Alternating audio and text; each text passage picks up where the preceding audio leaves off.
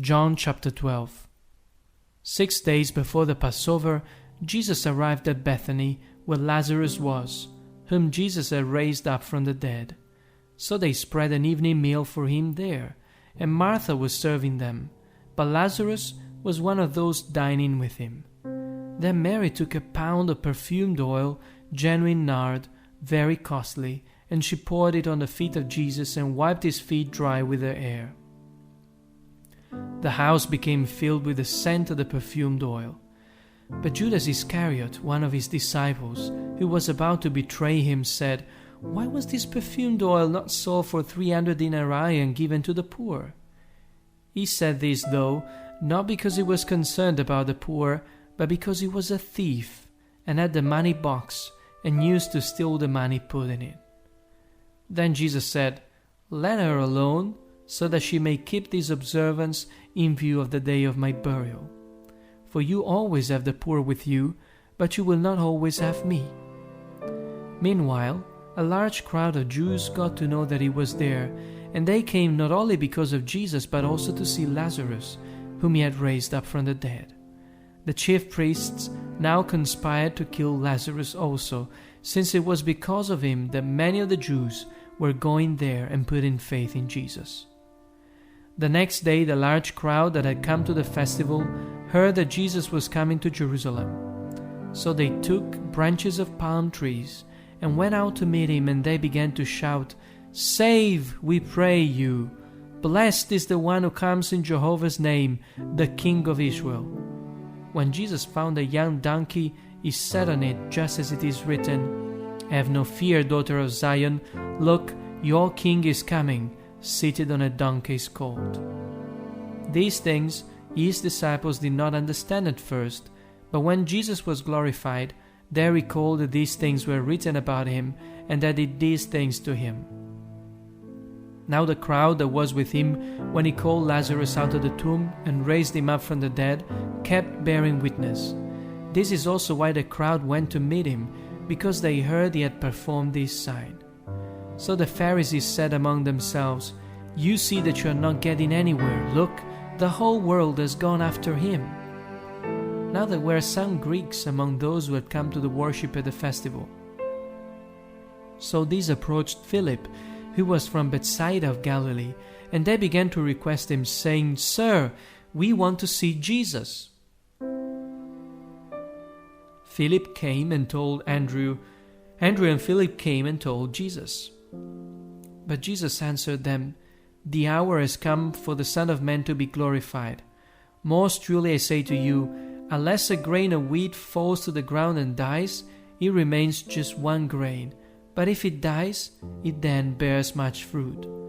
Whoever is fond of his life destroys it, but whoever hates his life in this world will safeguard it for everlasting life. If anyone would minister to me, let him follow me, and where I am, there my minister will be also. If anyone would minister to me, the Father will honor him. Now I am troubled, and what should I say? Father, save me out of this hour. Nevertheless, this is why I have come to this hour. Father, glorify your name." Then a voice came out of heaven, "I have glorified it and will glorify it again." The crowd that was standing there heard it and began to say that he had thundered. Others said, "An angel has spoken to him." Jesus answered, "This voice has occurred not for my sake, but for your sakes. Now there is a judging of this world. Now the ruler of this world will be cast out. And yet I, if I am lifted up from the earth, will draw all sorts of men to myself." This he was really saying to indicate what sort of death he was about to die. Then the crowd answered him, "We heard from the law that the Christ remains forever. How can you say that the Son of Man must be lifted up? Who is the Son of Man?" So Jesus said to them, "The light will be among you a little while longer. Walk while you still have the light, so that darkness does not overpower you.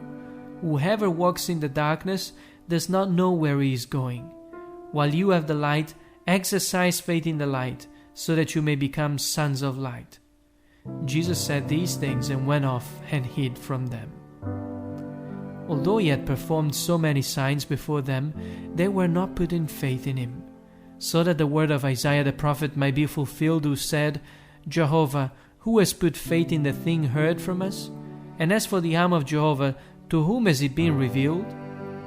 The reason why they were not able to believe is that again Isaiah said, He has blinded their eyes and has made their hearts hard, so that they would not see with their eyes and understand with their hearts and turn around and I healed them. Isaiah said these things because he saw his glory and he spoke about him. All the same, many, even of the rulers, actually put faith in him, but they would not acknowledge him because of the Pharisees, so that they would not be expelled from the synagogue. For they loved the glory of men even more than the glory of God. However, Jesus called out and said, Whoever puts faith in me, puts faith not only in me, but also in him who sent me. And whoever sees me, sees also the one who sent me. I have come as a light into the world, so that everyone putting faith in me may not remain in the darkness.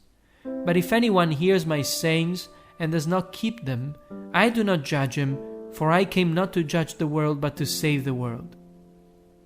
Whoever disregards me and does not receive my sayings has one to judge him. The word that I have spoken is what will judge him on the last day. For I have not spoken of my own initiative, but the Father who sent me has himself given me a commandment about what to say and what to speak. And I know that his commandment means everlasting life. So whatever I speak just as the Father has told me.